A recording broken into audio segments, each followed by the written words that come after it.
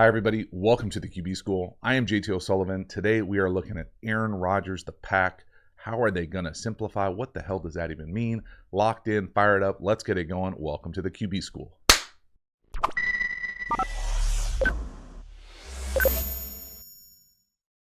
Before we dive into the video, quick reminder, we have revamped the Quarterback School Patreon community. It has never been cheaper, never been easier, never been more seamless for you to get a bunch of additional Quarterback School content and support the channel. So if you're looking to take your football knowledge to the next level, if you love the Quarterback School YouTube channel, you will love the Quarterback School Patreon community. Really in-depth, detailed, nuanced analysis, not only of the quarterback position, but holistically offense, how to attack defense, pass protection, coverages, pressures, passing concepts, all that stuff. Get over there, check out and support the Quarterback School Patreon community. I sincerely appreciate it. As for this video, let's get into it. All right, Aaron Rodgers, the pack, 3-3. We're going to simplify some stuff, y'all. And it's going to start with some examples of things that are unnecessarily difficult. Okay, so I get that thing. That comment can mean 8 billion different things. But I want to give some hard examples of what, to me, simplifying things and how things work together when we're talking about plans and complex schemes and all those types of things. Sometimes you just need to drop back and throw it to the open guy. So certainly easier said than done most of the time, but this is a throw and a route, whether that's a sail or deep out, it doesn't really matter. That's wide ass open for Aaron Rodgers. And what we're combo it up here with is just a deep post. And so what you're going to do here is watch that corner, who's a very good player, run with that deep post. And once he does, we know we're going to have this sail coming out. Now that in and of itself is a simple football play. What's not simple about it is when you tether a play action to the opposite side of it so that the quarterback has to catch it, turn to his left, fake it, drop back, and get his eyes back over here to see what the heck's happening. Because we want to throw the post. We want to throw the post, but we need to see it early. But when our eyes are down at the play action, we've got to come back. By the time we hit our third step, now we don't have enough time to get to the sail, and we've got our left guard trying to box out right into our lap. So watch this thing play out if you're just looking down at the bottom of the screen. And we got that all day, every day. But Rodgers' eyes aren't there. Why aren't his eyes there? Okay, this is the part. He's looking the other way with the play action fake. That's design. You know, it's not all design. There's certainly significant execution issues and details in this plan that go sideways. But let's not get it twisted. This is one example right there that make this unnecessarily difficult. Okay, now again, really hard to play quarterback when your left guard thinks he's at the wreck and he's getting pushed and getting rebounded right over top of him. Tough day, pass pro wise. Tough day throwing the ball. It looks wet, it looks nasty. Right here, 3rd and 6, quads, love it. Go, bottom of the screen. Got the matchup we want? I'm guessing it's just a wet thumb. That thing pushes out of bounds. That's a throw he'll normally make. It doesn't look like the greatest conditions in the world. Acknowledge it, move on. The thing about it is he drops a dime on a go on the next one that I'll show. So can he throw in these conditions? Absolutely. Is this a throw that he thinks he should make? Yes. We've got our really good running back versus their linebacker type. I don't care who this is. We're going to take this, throw this all day, every day. 3rd and 6, doesn't matter. That's a hookup we can get. Now, design-wise, scheme-wise, simplicity-wise, what else am I talking about? So let's acknowledge that this is where the ball goes. It's not the greatest throw in the world. Okay, that happens. Now, we've got quads the rest of the way here. Okay, so 4 eligibles over here. This route by the number 4 eligible, 1, 2, 3, 4, count outside in. This to me, whatever this is not good enough. I'm guessing it's supposed to be an over and he just kind of shallows it off. Why does that matter? That matters because if we didn't like this, let's pretend like we don't like this matchup. So now we're going to work this drive concept. We're going to get a rub by the number 3, and then we're going to try to get a runaway by the number 2. So he's coming out underneath it. Well, the spacing here between the number 4 on whatever that is with the shallow from the number 2, they're right on top of each other. This is a perfect opportunity for this guy to try to rub the number 2 defender and get a runaway here. But again, look at the spacing. So this, again, another example of things are we've got things that are not making sense to our guys. There are no routes that you run where you're 2-3 yards apart, all in front of the sticks. It doesn't happen. And you can see here, if you didn't like this matchup at the bottom, you could get it to Lazard on the shallow. Run away. Chance for a big first down. Okay, so again, just a few early examples of things that are unnecessarily complicated, that they're not running well, and it can be a number of different factors. And the execution of it is not good enough. 3rd and 7. Now, this go up top, this is perfect execution. This is a straight up dime. So again, it's hard for me to say, hey, it doesn't look like it's a great day to throw, and then we throw dots like this. So this is Aaron Rodgers in a nutshell. But you don't expect him to go 1 for 3 from the plate on these types of throws. He's good enough, he makes it seem easy enough, and is so precise with his accuracy that this is the norm. Okay, now the other thing to pay attention to is the middle field player. So we've got press outside, the matchup we want.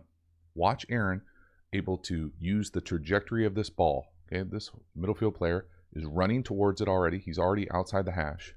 We're running this go up top. This guy, the corner, is the responsibility of the wide receiver. You got to beat him. This player, the middle field player, is the responsibility of the quarterback. So you have to get this ball up and down before that middle field player can come either pick it off or make a collision on your wide receiver. And this is perfect. Up, down, dot. Outstanding job. One more time, all the way, just to see how close this thing comes from being an absolute strike. Right on the money. Hold that middle field player. The trajectory and touch of the ball, outstanding. And this is what we expect. So when you see the earlier misses, or the misses will show later, yeah, it doesn't look like it's a great day to throw the ball. I get that. But he's still able to do this. So he certainly can and does have the capacity to do it. Next one, this is a 4th and 2. So the guy in motion, 87 going across, he's running an inside fade from motion. To me, okay, that's just me, that's unnecessarily difficult. It's not easy to do. And again, another reason how to simplify this thing. When people say, I don't know what the hell that means, this is what it means. We don't need guys running inside fade from motion. We can get that anywhere, or we can shift that. They've definitely got the capacity to get over there and shift this. So it's hard to go from motion, shuffle, go, inside fade, or any route really. Now, yeah, do you get a man clue? Yeah, you got a man clue, but you could get a man clue from anybody. It doesn't have to be the guy who we're trying to throw the inside fade to. And again, it's 4th and 2. Motion, inside fade, really tough. Not only is it tough to run as a wide receiver, it's tough to judge the speed and pace of it because you're just not used to doing it. It's a different type of route. And again, just outside the hands. I mean, it's close. Again, I got no problem with the aggressiveness. I love it. I just think that there are little details, whether you want to call it execution or whether you want to frame it as, hey, could we make this easier for our players? Hell yes, you can make it easier for your player right here. Inside fade off motion, that's tough. And we miss it. Okay, it can be both. Next one, a little flat up top. This is just a stick. You know, I get it. Again, acknowledge. Not the greatest conditions to throw it in. But we can make this throw. We make this throw for years. To me, this is always going to be an example of Aaron making some things unnecessarily difficult on himself. Yes, he's proven he can do this, but look at the linebacker trying to cover the back here. So they can't get lined up. That's the first thing. The guy who's covering the back, 56, I mean, he's not even on the right side of the ball. He's right here trying to run to cover this flat. And we run like a little stick concept here. My thing with Aaron, and I get it, he's one of, if not the most talented guy to ever spin it. But sometimes just make the layup. You don't need to not get lined up. Watch his feet. Not lined up. Now, he makes this throw all the time. I get it, especially in the like screen world, their RSO world, RPO world. But right here, just get lined up. Just help us. We're struggling. Nothing's easy about the get lined up, give your guy a shot. Yeah, there are significant drops in this game. And I'm not putting the drops in this video. But we can also help our, especially running backs, by being lined up and putting it right on them, not making them stretch out. Halftime, you dig the channel and you haven't already, please subscribe, hit the bell, get the notifications. It lets you know when we go live, when we put out new content. I certainly appreciate the support for the channel. Again, the Quarterback School Patreon community, you know about it. Get over there, check it out, support the channel. We've also got Quarterback School courses, in-depth deep dives, really the premier content available through the channel. All of those courses can be found in the video description. And then we've got a bunch of additional free resources. Check them out. I sincerely appreciate the support for the channel. As for this video, let's keep it going. Next one. This is a play action. This is what I'm going to call a drift post at the bottom and a squirrel curl up top. So drift post. Maybe you could make the argument was there. The squirrel curl up top. I'm used to these like double move outs. So up top, fake the out, up, and then I'm used to an out on that is usually what a squirrel is in the league. When you curl it in, it's not quite the same route I think as most teams run. Obviously that corner again is playing really well. Good young player in the league.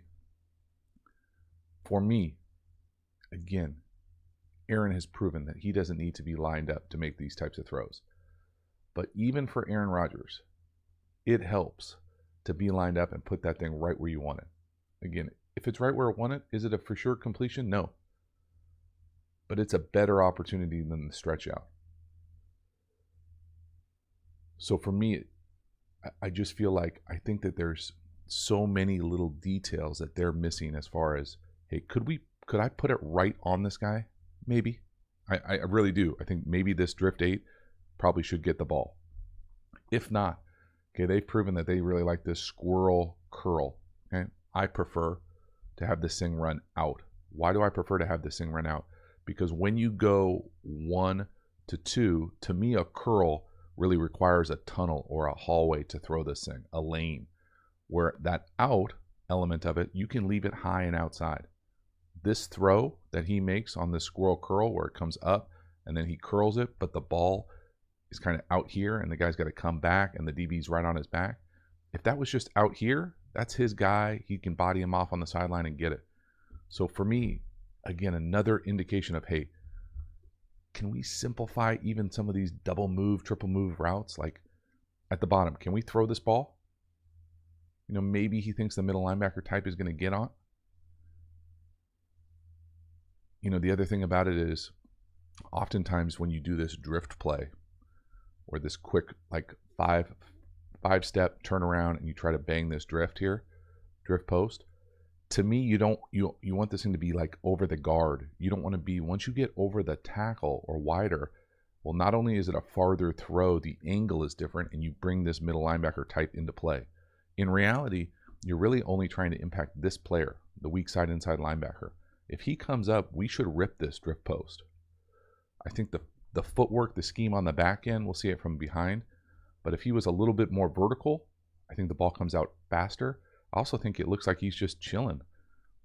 Like a little, like, doo-doo-doo, boop. Oh, it's not there. Oh, I got to move to my left, and I rip a squirrel curl. Ball's not perfect. I'm not lined up. Again, he's right in the middle of the logo. Let's see where his launch point is. See how he's getting on the hash. We don't need to be on the hash. Just go vertical, turn around, and put it on him. You can see that that's open to the left. But because he's so horizontal with his play fake, now we're late to the squirrel curl.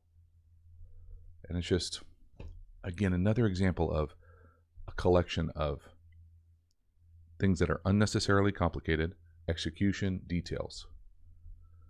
This next one, beautiful touchdown pass, inside fade. Love seeing inside fade back shoulder. Really hard to do. This is Aaron Rodgers doing Aaron Rodgers things. This is him being accurate, precise, down the field. Love it. So we're going to get that touchdown pass to the number 2. Again, 1, 2, 3. Count eligibles outside in. Inside fade.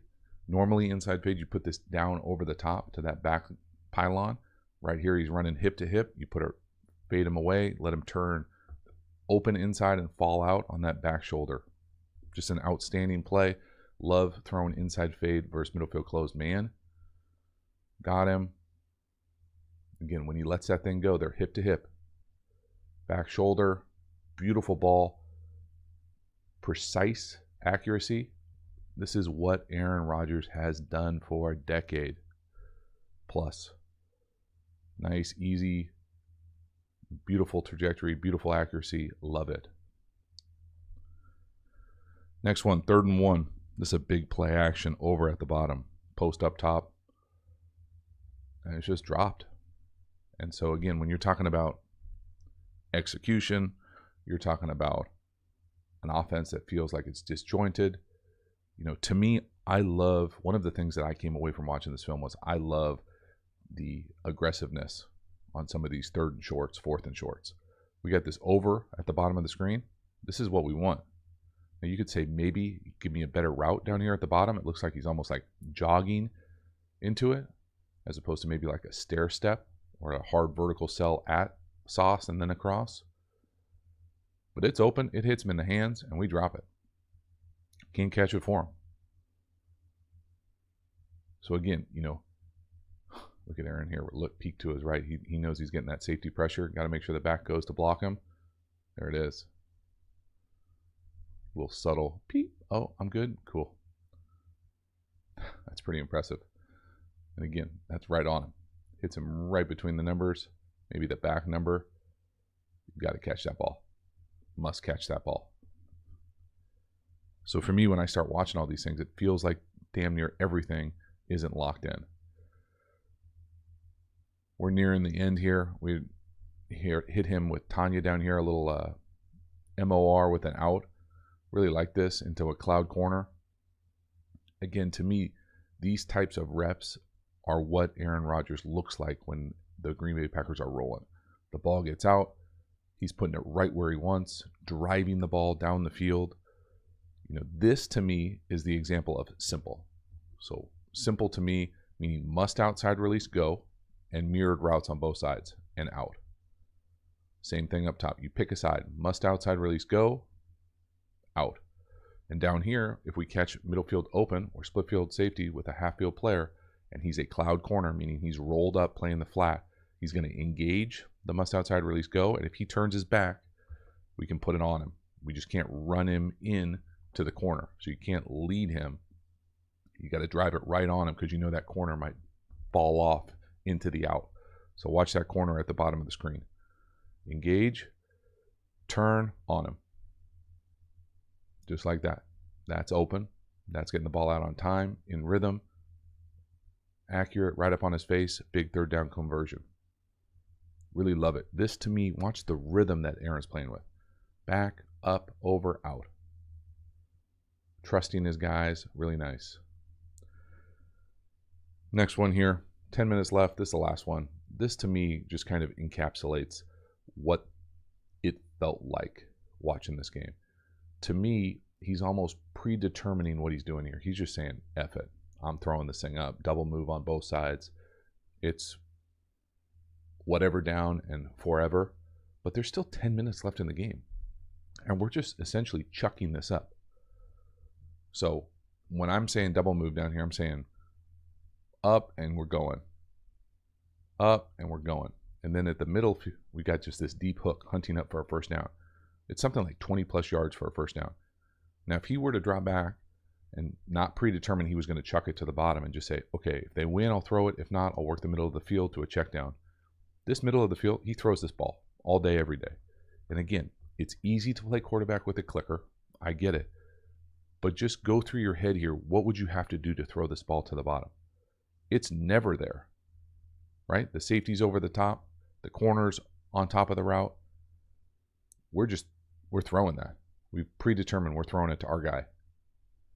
That's a jump ball. As opposed to saying, hey, it's not there. Okay, hitch into that thing. It's not there. Buy a little time up in the pocket if you could. I'm not sure you could right here because your right guard's taking an L. But you work that middle hook. Probably there. If you're standing, not on the ground because you're getting smoked. So it just felt all out of whack. There's certainly execution elements. There's certainly detail elements.